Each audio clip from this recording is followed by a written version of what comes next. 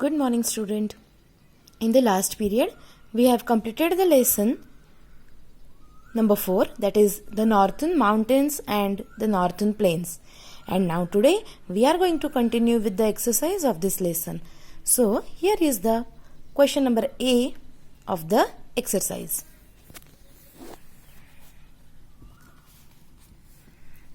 The first one is fill in the blanks. The dash is the highest mountain range and the dash is the highest peak in the world. What is the answer? Yes, Himalayas is the highest mountain range and Mount Everest is the highest peak in the world. Second, the lower Himalayas are also known as the dash. What we call to lower Himalayas? Yes, Shivaliks or outer Himalayas. Number 3, the North India, the lower range marks the end of the dash and the beginning of the plain. What does it marks? Yes, it is the end of the mountains and the beginning of the plains. Number 4, the Ganga originates in the dash glacier. What is the answer? In the Gangotri glacier. Last, the Satluj enters India at the dash pass. Where the river Satluj enters in India? Yes, at the Shipki La Pass. Correct. Now, question number B is choose the correct answer and fill in the blanks. The first one, the Himalayas extend dash kilometer from east to west in India. Options are 3,500, 2,400. The correct answer is 2,400 kilometer. Number 2, the slow moving river of ice is called dash. Options are glacier or tributary. And the correct answer is glacier. Number 3, the Kulu Valley and Lahul Spiti Valley lie in the dash range. Options are Himachal or Shivalik. And the correct answer is Himachal. Number 4, dash reside in the Sundarban and dash in the marshes of Assam. Options are Elks or Royal Bengal tigers, and another Royal Bengal tigers or Great Indian rhinoceros. And the correct answer is Royal Bengal tiger reside in the Sundarbans and Great Indian rhinoceros in the marshes of Assam. Last, the rivers dash and dash originate in Tibet. Options are Kosi, Brahmaputra, Ganga, Satluj.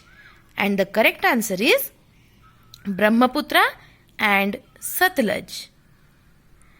Now, the question number C.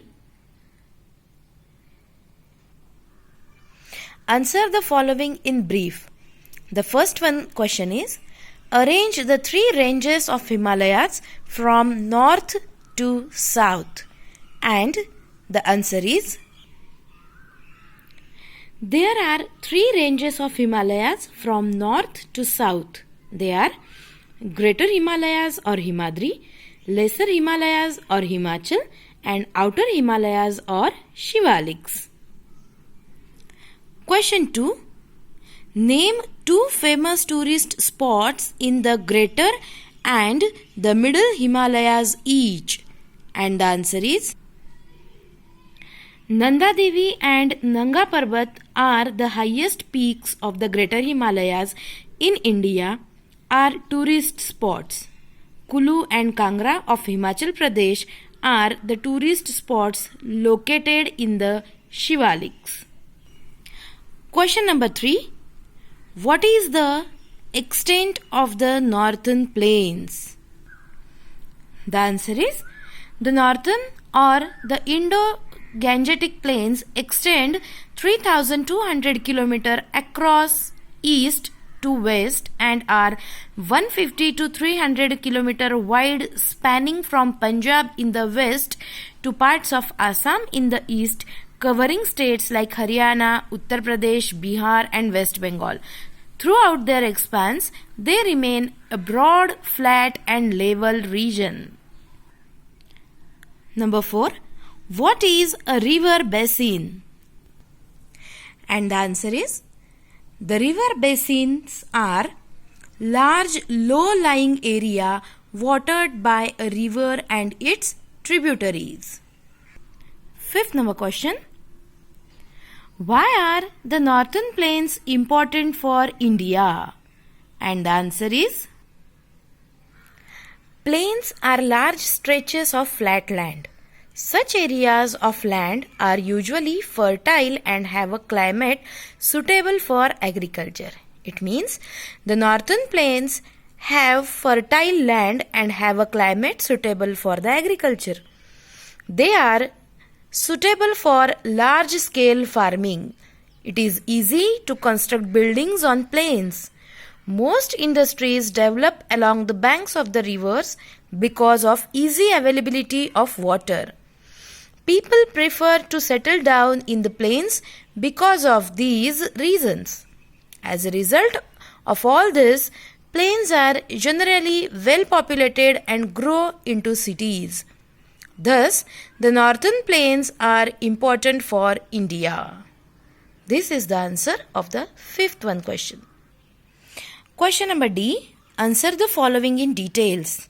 The first one. Where is terrace farming practiced in the Himalayas and why? And the answer is, the hill slopes in the middle Himalayas or Himachal are used for practicing terrace farming. The mountains here are not as high and the temperature are not as low as in the Himadri range. Thus, cultivation is possible in these ranges.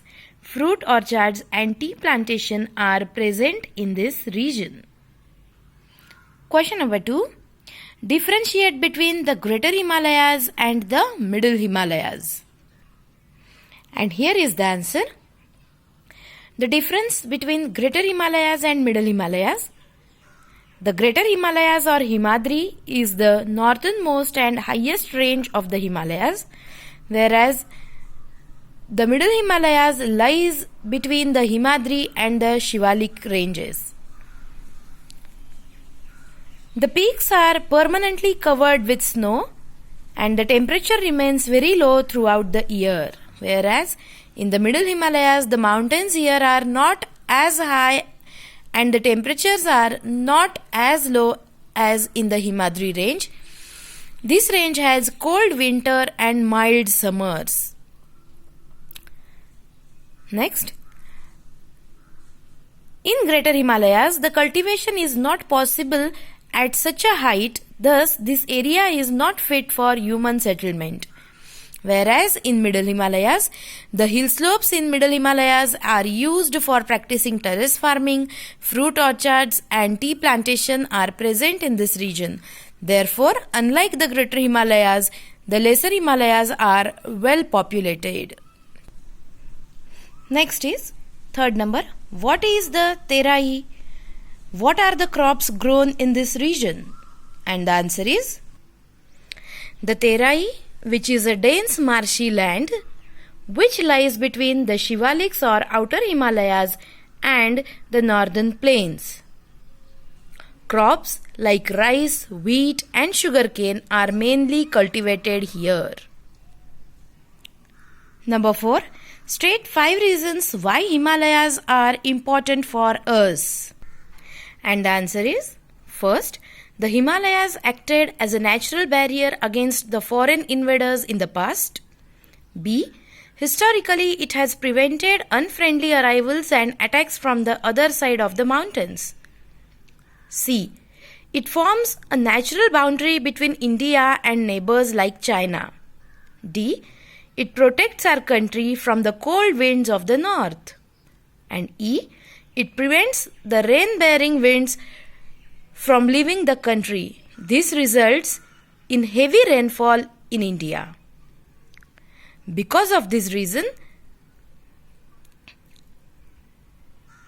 the Himalayan mountain ranges are very important for the country India. Next is, what is a delta? Describe the Ganga Brahmaputra delta. And the answer is, a delta is an area of land which is a river divides into smaller rivers and empties into a larger body of water. Along with the river Brahmaputra, the Ganga forms the world's largest delta known as Ganga Brahmaputra Delta. After this, the river splits into many small rivers before entering the Bay of Bengal.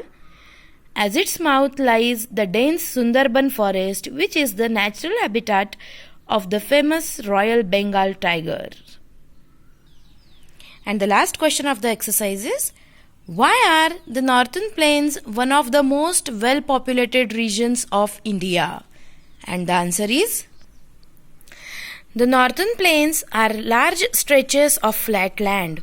Such areas of land are usually fertile and have a climate suitable for agriculture. They are suitable for large-scale farming. It is easy to construct buildings on plains. Most industries develop along the banks of river because of easy availability of water. People prefer to settle down in the plains because of these reasons. As a result of all this, plains are generally well populated and grow into cities. Okay, children? So, in this way, we have completed the exercise of this lesson, the northern mountains and the northern plains. In the next period, we are going to continue with the next lesson. Thank you.